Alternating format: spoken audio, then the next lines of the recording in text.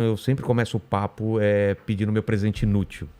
Alguma coisa que tenha algum significado na sua vida. Olha, eu vou fazer uma coisa que eu jamais fiz em toda a minha carreira. É algo que mexe comigo emocionalmente. Fazia muito tempo que eu não tinha contato com esse objeto. Hoje ele é totalmente inútil, não serve para nada, porque o mundo mudou. Tá. Mas esse objeto em questão, para mim, ele é muito importante e também inútil. Minha primeira máquina de escrever, Baby Que Hamilton. relíquia! Como que abre aqui? Comprada quando eu tinha 16 anos de idade. Nossa, que lindo! Que lindo isso daqui. Dá pra pegar e tem uma Tem um câmera grande aqui em valor cima. afetivo, com certeza. Tá pegando aqui, mandíbula? Olha só. Tá pegando legal. Eu comecei com 16 anos, né? Numa rádio e num jornal de Piracicaba, interior de São Paulo. E o meu primeiro salário, minha primeira economia como jornalista, como repórter, foi empregado em comprar esse objeto aqui. Vamos explicar pro pessoal que nunca viu um negócio desse, como funciona? Isso incrível, daqui, mandíbula, é uma coisa impressionante. Ele é, ao mesmo tempo, um computador e uma impressora. Você não precisa imprimir o que você escreve. Você coloca o papel aqui... Carbono. Carbono, cópias, escreve e já sai impresso. Exatamente. E aí acabou Velhos novos tempos. Velhos novos tempos. Eu peguei o finalzinho da máquina de escrever e eu tinha uma dificuldade muito grande porque você errava, tinha que corrigir. E você era muito rápido? Não sou mais rápido, não. Mas eu consigo ter uma velocidade proporcional à maneira que eu elaboro os meus textos. Né? Eu sempre me dediquei muito à arte. Exatamente. É proporcional à minha velocidade de pensamento. Mas eu conheço pessoas que parecem uma metralhadora. Por exemplo, Luiz Carlos Quartarolo, que é um grande jornalista, trabalhando na Jovem Pan, né? E a gente começou junto. Ele parecia uma metralhadora escrevendo na máquina. Era impressionante, ele humilhava até. Né? Ele fazia o noticiário lá na rádio de Piracicaba, né? A gente começou juntos, né? E hoje em dia... Mas eu nunca fui rápido. Mas eu não me atraso para escrever, o que já é ótimo. Mas hoje em dia você usa o computador, celular... Claro, totalmente. Isso aqui é um dinossauro, e anotações de mão ainda você faz ou não? Faço. É importante você ter esse contato com a sua anotação, porque o ato de escrever, ele é uma higiene mental também, é um processo, um apego que você tem com o seu cérebro e com os seus usos e costumes, e você não pode abrir mão desse tipo de coisa, né? Porque a memória afetiva é muito importante para você desenvolver grandes textos. E se existe uma coisa que eu sempre procurei me esmerar, é escrever bem. Eu gosto da arte de escrever. Eu gosto também das palavras, o ritmo das palavras. Porque as palavras, elas são incríveis porque não existem sinônimos, né? Belo não é bonito. Grande não é imenso. Cada palavra tem uma textura. Cada palavra tem uma gradação. E isso é que me apaixona. Lago é diferente de lagoa, né? Exatamente. Lago não é lagoa. Entendeu? Rio não é riacho. Enfim, oceano não é mar. Cada palavra tem a sua dimensão, a sua gradação. E é isso que faz um texto se tornar tão incrível. É você encontrar os verbos corretos, encontrar os adjetivos corretos para fazer um texto que realmente expresse a sua alma e que não seja pobre. Então isso é uma arte, e isso é apaixonante. E você descobre no caminho qual é o seu ritmo de escrever, né? Porque você Com certeza. É quase uma música o que você escreve, né? Você expressa a sua personalidade, né? Na sua maneira de escrever, na sua maneira de expressar o seu pensamento, na sua maneira de contar uma história. Exatamente. Porque no final do dia, né? A gente é contador de história no final do dia, não é? É o que a gente faz. Isso é um privilégio e também uma baita responsabilidade. A gente não está fazendo nada diferente do que os antepassados da gente em volta de uma fogueira, conversando. Exatamente. Trocando ideia, conhecimento, né? A gente só... Mas você sente falta desse barulhinho, desse peso? Sinto porque ele tem um apelo emotivo, né? Emocional. E eu comecei, enfim, na Globo, por exemplo, eu fui o repórter mais jovem da história da Globo com 17 anos. Eu comecei numa rádio, né, do interior, com 16 anos, num jornal, né, no Jornal do Povo, ali de Piracicaba, e eu fui uma revelação no interior. Mas com 17, eu nasci em Piracicaba. Nasci e morei até 17 anos em Piracicaba. Com 17, a Globo me contratou. Como foi isso? Porque o meu trabalho começou a chamar atenção, porque eu era aquele cara que fazia as perguntas que todo mundo tinha medo. Qualquer coisa, eu era menor de idade. Com 16 anos, eu comecei com 16. 16? E meti o microfone... Eu sempre gostei de composição, né? Na época, as aulas de redação se chamava aula de composição, né? Sempre gostei de contar histórias e sempre era aquele cara que era convidado para as festas do Centro Cívico, 7 de setembro, 15 de novembro, né? Eu era o orador da turma. e sempre gostei muito de ouvir rádio e sempre gostei muito de ler. Então, os professores me convidaram para disputar a chapa do Centro Cívico de um dos colégios mais tradicionais de Piracicaba, um colégio público. Sei. Uma época em que o colégio público tinha tanto valor, né? O Sud-Minúcia de Piracicaba. E aí eu fui divulgar os nossos planos, né, para que os alunos votassem em nós, e fiquei absolutamente apaixonado. Se você comparar esse seu estúdio, que é uma ilha da fantasia, né? Isso aqui é admirável, mundo novo, estou aqui abismado, né? Câmera para tudo quanto é lado. Nossa, né? É incrível. Isso aqui é uma fábrica de criatividade, né? Cada objeto tem uma história. Exatamente. E permite 1000 elucubrações. Mas, enfim, se você comparasse aquele estúdio com isso daqui, era algo totalmente assim, acanhado, muito pequeno mesmo. Mas para mim era um admirável mundo novo. Era uma rádio, né, do interior, estamos falando de 1977, quando eu comecei em rádio, e essa rádio tinha ali os locutores, né, num pequeno estúdio, microfones. A única similaridade que tem com a situação que a gente está aqui são os microfones. Mas os fones, né? Os fones e tal. E eu fiquei assim apaixonado pelo dinamismo, né? Porque o repórter, o locutor chamava o repórter que estava na rua e o repórter na rua entrava dando informação, fazendo entrevista, fazendo pergunta. Eu vi que definitivamente era aquilo que eu queria ser na vida, um jornalista. Eu queria contar histórias, né? Então, o meu começo foi exatamente desta forma, né? Essa pequena rádio. E foi tão assim fascinante, Rogério, essa experiência numa pequena rádio, né? Porque tem muita gente que fala, né? Poxa, eu quero já começar na Folha, no Estadão. Não, começa no pequeno veículo. Exatamente. Que é ali que você vai poder errar, moldar uma personalidade. E foi tão fascinante essa personalidade. Você vai fazer um monte de coisa também, né? Você vai poder errar. Você vai errar. E poder errar num pequeno veículo, não há dinheiro que pague essa... Por exemplo, o que você erra no começo? Eu lembro, por exemplo, que eu fazia de tudo ali, né? Uma das coisas que eu fazia, por exemplo, era uma reportagem chamada Bandeira 2. Me explicaram, olha, você quer ter horário na rádio, você sai com a sua pastinha, venda publicidade.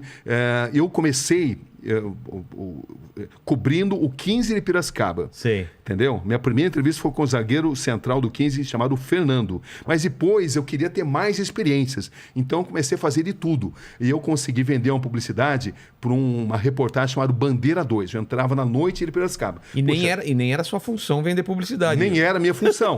Mas eu fiz porque era uma brincadeira. Claro. Eu lembro que vendia para quitanda, vendia para padaria. Para pequenos negócios. E era uma curtição. Claro. Eu me divertia fazendo aquilo. E a minha primeira publicidade foi para a lanchonete do Cícero. Tá. Entendeu? Eu nunca esqueci. Você guardou isso. E você tinha cara de moleque. Você tinha cara de 16 anos, né? Tinha cara de 16 anos, com certeza. Nossa. Eu lembro até dos textos comerciais, né? Bola pra frente com Lojas Pira, todos os artigos das famosas marcas Alpargatas, Topper e Adidas. Bola pra frente com Lojas Pira. E tinha uma vinheta de Brahma Chopp. Aí eu falava, revenda Brahma em Piracicaba, Malte Brás, Avenida Dona Francisca, 256. Eu nunca mais esqueci isso, que marcou muito. E eu vendi, então, um boletim da noite de Piracicaba chamado Reportagem Bandeira 2. Mas aí, olha o meu dilema, como é que eu ia arrumar toda noite 3 entradas, 3 assuntos, uma cidade pacata no interior? E aí? Aí você falou do erro. Erro foi que aí você dava notícia em tudo. Um artista ia se apresentar, eu estava lá. Até o horário de ônibus errado, eu dava, o horário de ônibus mudou porque o ônibus está quebrado. Você tinha que arrumar um assunto. E eu me lembro que, às vezes, você tinha que fazer noticiário policial. E eu lembro que eu chamei um suspeito de meliante.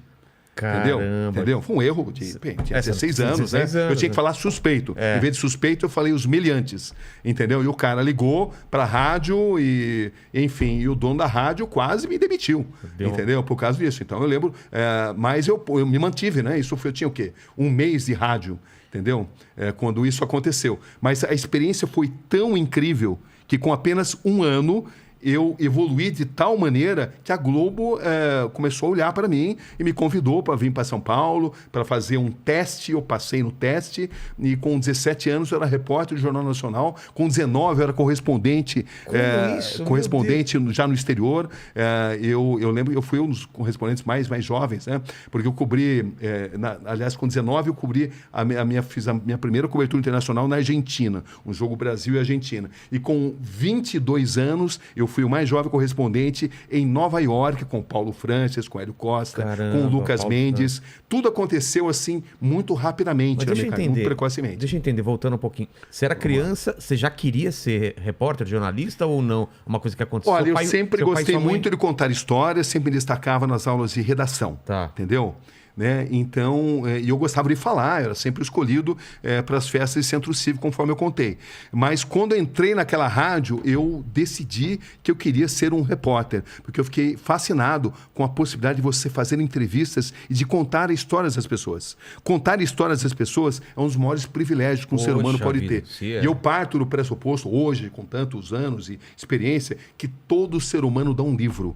E que não existem limites, não existem regras de quem pode e quem não pode ir à entrevista, né? Porque tem gente que acha que você não pode entrevistar todo mundo, que você vai glamorizar. Eu lembro, por exemplo, de um secretário de segurança de São Paulo que ele dizia, olha, se você entrevistar um criminoso no PCC, você vai glamorizar o crime, é um absurdo isso, né? Até se descobrir que esse secretário de segurança, que não vou revelar o nome aqui, mas se ele tinha relações incestuosas com o crime organizado. É por isso que ele não queria, né? Era por isso que ele não queria. Então, eu acho que... Não, o que você falou é perfeito, que toda pessoa é um livro, porque... Toda pessoa é um livro. Mesmo a pessoa depende do contador de histórias. Porque ela fala, minha vida não tem nada de impressionante. Pô, meu pai veio aqui, eu entrevistei meu pai. Ele falou, eu vou contar o quê, filho? E ele ficou 2 horas contando histórias e todo mundo fascinado. Mas para ele, aquelas histórias são normais, né? Dele no interior. Não é todo mundo tem uma história legal para contar. Existe algo mais fascinante que contar histórias das pessoas? Porque cada ser humano, na sua trajetória, ele carrega um ensinamento, ele carrega seus dilemas, e isso... Medos, convicções... Tudo isso é fascinante. E tem mudanças, né? Tem grandes mudanças na vida que transformam a vida dele, vai para um lado que ele não imaginava. E a pessoa, quando ela começa a contar, ela mesma se impressiona de quanto a vida dela é rica, Ela né? não percebe o quanto a história dela é interessante. Né? Desde que haja um bom contador de histórias. Essa é a nossa função. Que saiba fazer algo de uma forma atraente. Né? A gente precisa fazer o texto de uma forma que atrai as pessoas, de uma forma que seja prazeroso de se ler aquele conteúdo. Né? Então, a arte de fazer um bom roteiro, de como contar, de ter assim, de surpreender o leitor para envolvê-lo ao mesmo tempo, que é o X da questão. Exatamente. E quando você chega você vem para São Paulo, já direto para Globo, ou você vai para o Rio? Eu vim para São Paulo. Para São Paulo. Exatamente. Com 17 anos eu fiz isso. E aí, você foi morar onde? Como você fez? Eu vim morar numa... Primeiro eu fui morar com meu irmão, que estudava medicina aqui, mas eles não limpavam tanto o apartamento e eu tinha alergia a pó e comecei a passar mal. Aí eu precisei morar numa pensão. Era uma pensão na Rua Bahia, em Higienópolis, que era perto da Globo. A Globo ficava na Praça Marechal Deodoro e foi ali que eu morei, né? Logo no começo, com 17 anos, né? Enfim. Já pagando as contas? Já pagando as contas, já fazendo matéria para o Jornal Nacional, né? E, na verdade, naquele tempo já tinha a lei de que você deveria ser formado, mas havia também a possibilidade do estagiário. Então, embora a Globo soubesse que eu não poderia apresentar um diploma pelo fato de ter apenas 17 anos, estar no segundo colegial, eu entrei graças a esse benefício das empresas poderem admitir estagiários. Aí, posteriormente, a própria Globo pagou minha faculdade, a Globo foi minha grande escola de jornalismo, né? Mas eu lembro que já logo de cara... Foi a primeira coisa que você fez grande assim? Aqui? Bom, a primeira matéria foi sobre esgrima, né? Olha, não sei porque eu lembro dessas coisas, mas foi a primeira matéria. Fica na cabeça. Olha, uma das primeiras grandes coberturas que repercutiram assim muito foi a cobertura do acidente de João do Pulo. Lembra que ele perdeu uma perna? Cara, e eu cobri isso no Hospital Irmãos Penteado. Isso repercutiu enormemente. Aí depois eu comecei a fazer também coberturas em várias partes do Brasil. A primeira cobertura internacional com 19 anos, enfim. E aí quando eu tinha 21 anos, eu fui escolhido para cobrir a Copa do Mundo da Espanha. E essa era a maior honraria que você poderia ter. Porque era a elite da elite. A Globo detinha a exclusividade na Copa do Mundo da Espanha, de 82. Então, ter sido escolhido foi algo assim muito importante para minha carreira. Nessa cobertura, eu tive a oportunidade de trabalhar com um cinegrafista monstro chamado José Wilson Namata, que é falecido. Mas é um cara que abriu assim a minha mente para para a importância de ter uma experiência no exterior, para aprender muitos idiomas.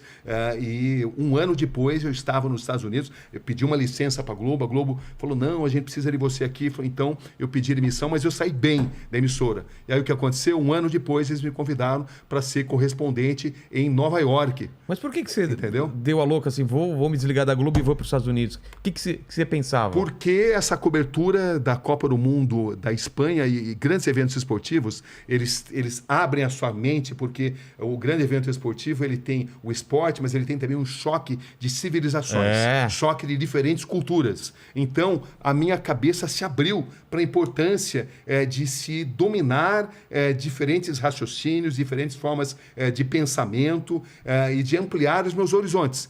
Então, eu defini que eu tinha que aprender inglês, que tinha que ter uma experiência internacional. Aí eu pedi inicialmente, eu me matriculei no curso, pedi uma licença para a Globo. Eles disseram que não podiam dar, mas falaram, olha, você é um cara testado e aprovado. Nunca essa frase do Armando Nogueira, né? Era o Armando Nogueira e Alice Maria, os comandantes. E ele falou assim, olha, Cabrini, você é um cara testado e aprovado.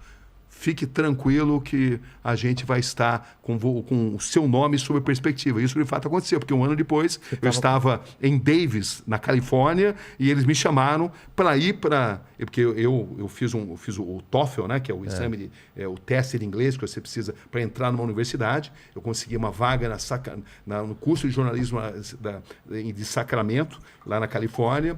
E aí, quando eu estava começando o curso, a Globo me chamou para ir para Nova York, que foi quando foi um momento decisivo na minha vida, porque eu tive a chance de conviver com Paulo Francis, que era um cara que eu tentava sugar cada experiência dele. Era um cara de extrema sabedoria. Você tem noção do tamanho que foi o Paulo Francis? Era incrível. Tudo que ele fazia, até aquilo que eu não concordava, era fascinante.